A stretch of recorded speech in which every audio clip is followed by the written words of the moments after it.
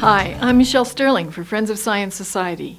CBC is reporting that a group of youth are planning to launch a lawsuit against the federal government, claiming Ottawa's role in perpetuating the crisis of climate violates their fundamental rights.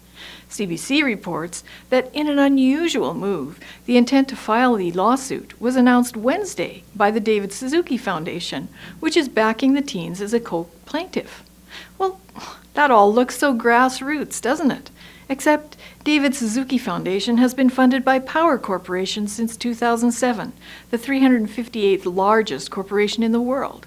The climate strike movement, as it turns out, is part of a huge corporate offset scheme by a bunch of green billionaires. I just got this public offering document last night, the English version of the Swedish offering, selling shares in what looks to be the world's largest social media, social engineering, and carbon offset scheme ever. I was aghast at the breathtaking scope and vision of this plan, and staggered by how successful they have been. We Don't Have Time is the name of the organization, and of course, the entire theme is built around a presumed climate crisis. Greta Thunberg is listed as the youth advisor to this highly sophisticated bandwagoning ad campaign that's designed to drive up or down the brand reputation of any company or individual with climate hearts or climate bombs. In fact, it seems like Greta is a walking native advertisement for this carbon offset company, a wildly successful one at that. In Canada, there are laws against raising public alarm. There are Ad Council rules against using children for commercial purposes, like this one. Advertisements must not exploit superstitions or play upon fears to mislead the consumer. Advertising to children must not exploit their credulity, their lack of experience, or their sense of loyalty. It must not present information or illustrations that might result in their physical, emotional, or moral harm. The claims of a climate crisis are wildly exaggerated according to more than 500 scientists and professionals.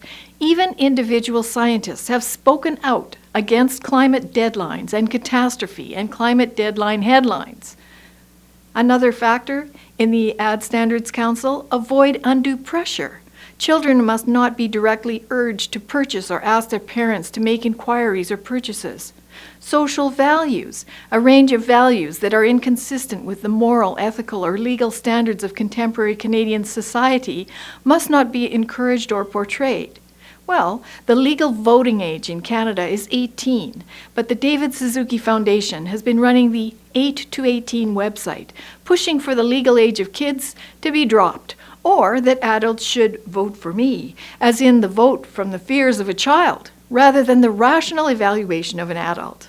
Why do I bring up Canadian rules about a Swedish company? Because on the same board of directors of the related Swedish foundation of We Don't Have Time, where Greta is listed as a youth advisor, the director of a Canadian nonprofit, Citizens Climate Lobby, is listed as a director. According to their website, they've been relentlessly advocating for a carbon tax and dividend since 2010. The Competition Bureau also has rules for social influencers presenting themselves without acknowledging their commercial associations. And there are also rules against greenwashing, pretending something or some product is green when it's not. And in Alberta, the Alberta Securities Commission has a list of red flags about suspicious investment opportunities, and one of them is to stay away from anything that has an aura of urgency about it. So what are carbon offsets, you say, and why be concerned? Well, it might be worthwhile to look at Interpol. They have an excellent guide to carbon trading crime, and it addresses some of the mysteries and pitfalls of trading on carbon offsets. And Deloitte Forensics has a helpful guide on white-collar crime.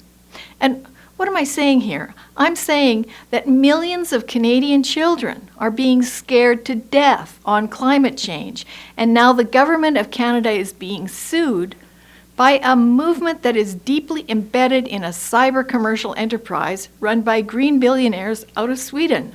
You've been duped, Canada. There's no climate emergency. But you know what I find even more scary about all of this? One of the people associated with the Swedish public offering is a fellow who thinks we should have rapid decarbonization. A global carbon tax law of $400 per ton. He was the co-author of a paper published last year that drove headlines around the world for weeks. Hothouse Earth, remember that?